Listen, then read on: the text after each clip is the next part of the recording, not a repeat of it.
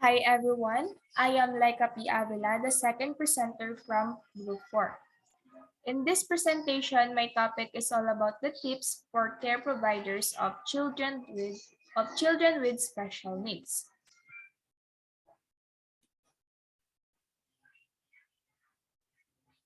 According to the 2010 Census of Population and Housing, 1.57% or 1.44 million persons among 92.1 million household population in the country had disability, or 16 per thousand of the country's population. That was according to PSA. Not all people with functional disability receive a support and care from other people, but in most cases, children with special needs must have someone who will provide care for them. Now let us have the definition of care provider from Collins Dictionary. Care provider can be held responsible for caring for his or her people. Dito sa Pilipinas, kadalasan na nag-aalaga sa mga taong may special needs ay mga kamag-anak lang din at kapamilya.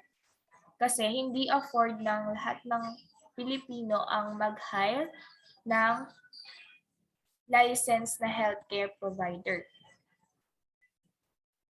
Kaya naman, here are the tips for care providers of children with special needs like developmental delays, speech and language delays, visual disabilities, physical or neurological issues, deaf or hard of hearing, and lastly are the social, emotional, and behavioral issues. Let us first tackle the developmental delays. First, teach in small steps. Give them clear directions by speaking slowly, clearly, and using only few words. Move the child physically through the task so she can feel what to do. Stand or sit close to the child so you can help as needed. Help the child organize his world by providing structure and consistency and by labeling the things with pictures and words. When moving from one activity to the next, let the child know ahead of time and allow plenty of time for the transition. Work closely with other agencies and personnel who provide specialized services, such as early interventionists, therapists, and psychologists. These specialists are a great resource for answering questions and brainstorming when problems arise.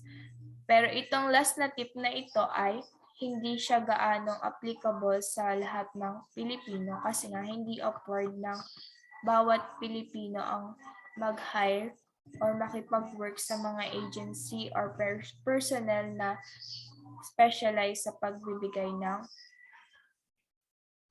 care sa taong may special needs. Next are for those children with speech or language delays. Be a good listener and observer. Engage infants and toddlers in back and forth conversations by reading their sound, gestures, facial expressions, and body language. Give directions using a few simple words as possible and in complete sentence. Talk about what you or the child is doing as you do it. Use everyday activities such as singing songs, reading books, and dramatic play to encourage language development. Encourage the child to talk about what she or he is doing by asking specific questions.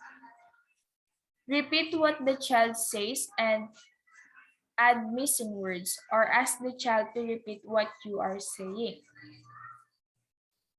Expand the language skills by building on what the child says by adding new information.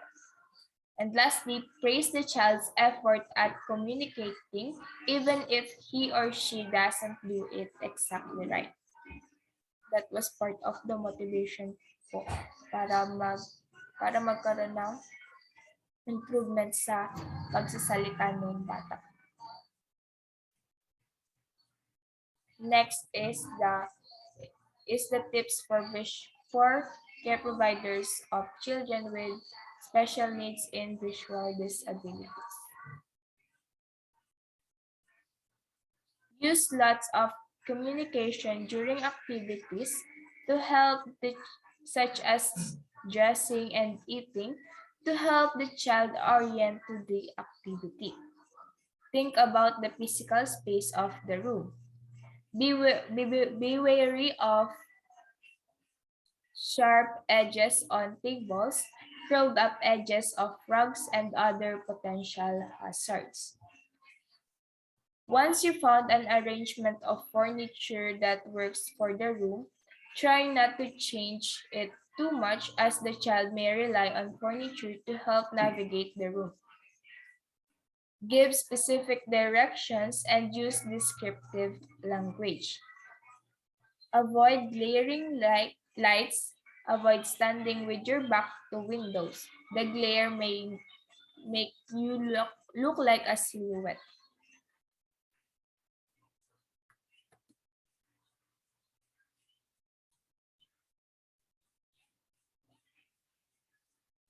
Encourage hands-on and sensory experiences such as touching, holding, exploring, tasting, smelling, and manipulating. And lastly, ask first if the child needs assistance. Try not to assume you should help.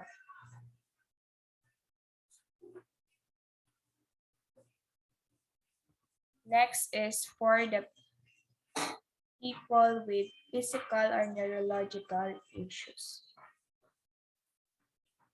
Consider the physical space.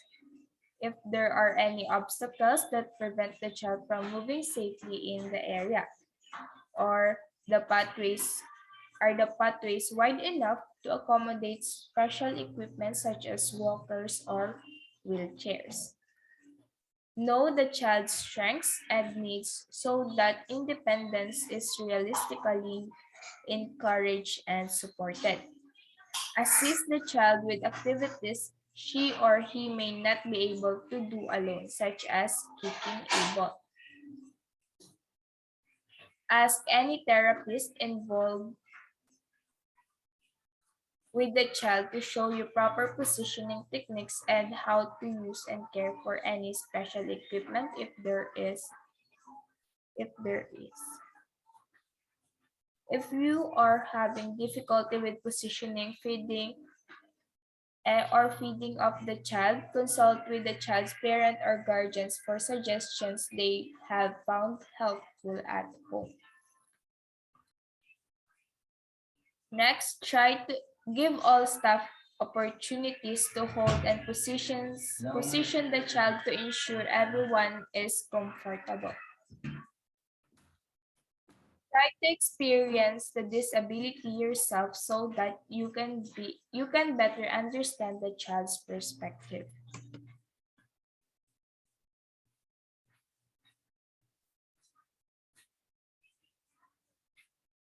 So next is for people with deaf or hard of hearing. Know the degree of the child's hearing loss and what that means for the child. Learn how to use and care for the hearing aid or other special equipment. Support the child socially. Be sure you have the child's attention before giving instructions. Speak in full sentences at normal speed to the child's face and smile. Use visual cues such as pictures or gestures as you talk.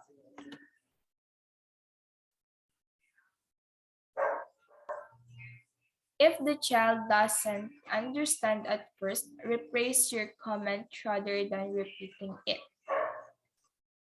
And provide opportunities for the child to talk.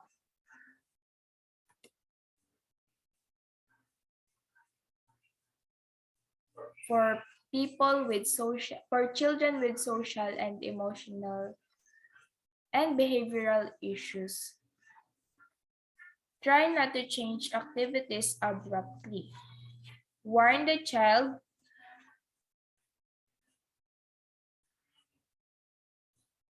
of any changes in schedule ahead of time. Provide routine and structure for the child. Use cues such as timers, bells, and lights. Allow the child time to practice new activities away from the group or allow withdrawn children to watch new activities first.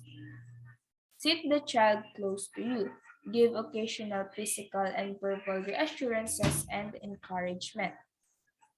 Let the child bring a familiar object when entering new situations or beginning a new activity. Help the child make choices by limiting the number of choices available. And allow the child to have a safe emotional outlet for anger, fear, or frustration.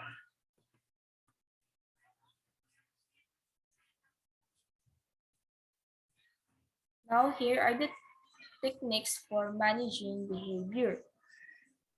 Ignore negative behavior when you can. Notice and praise positive behavior as much as possible. Focus on what the child can do and accentuate the positive. Acknowledge the child's feelings. Children follow your example, so model the kind of behavior you want to see in them. Prevent problems when possible by considering how the schedule structure and physical space support your goals for children. Help children to talk about, act out, and understand their strong feelings and behaviors. Follow through with realistic consequences.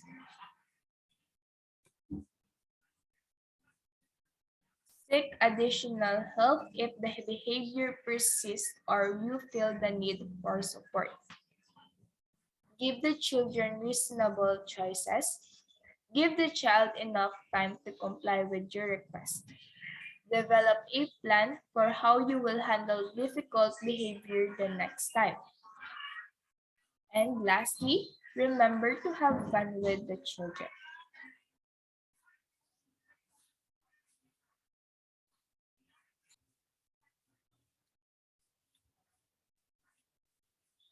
So let us, next is additional tips or the additional tips for care providers. Communicate with specialists. If you care for a child with special needs, make sure you communicate with his or her healthcare providers. The healthcare professional will guide you on your child's needs and educate you on various ways to find help and manage transitions in your child's life. Healthcare experts also closely monitor the child's specific path of development and keep you informed about the new methods or techniques of caring. Next, make a list of needs. Being a caregiver of a child with special needs mean that you have to take care of your of specific things. You should create a plan and make a list of all the needs of your child. For instance, you may have to schedule a physician's visits, therapy sessions, and time to take care of your child's day-to-day needs.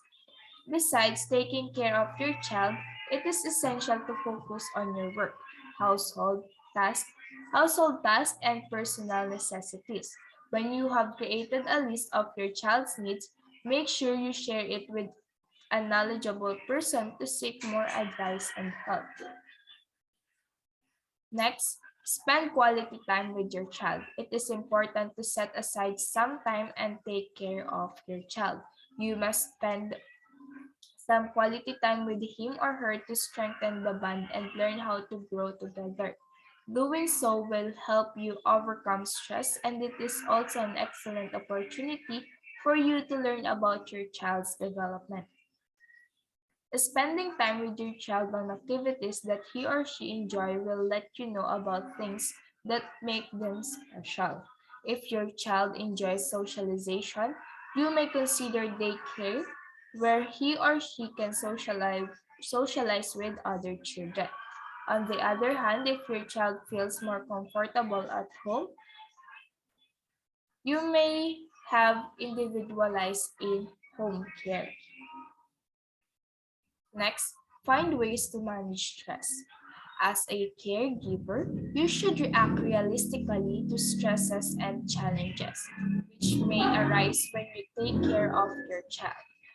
If you are feeling stressed, it does not mean that you are a bad caregiver.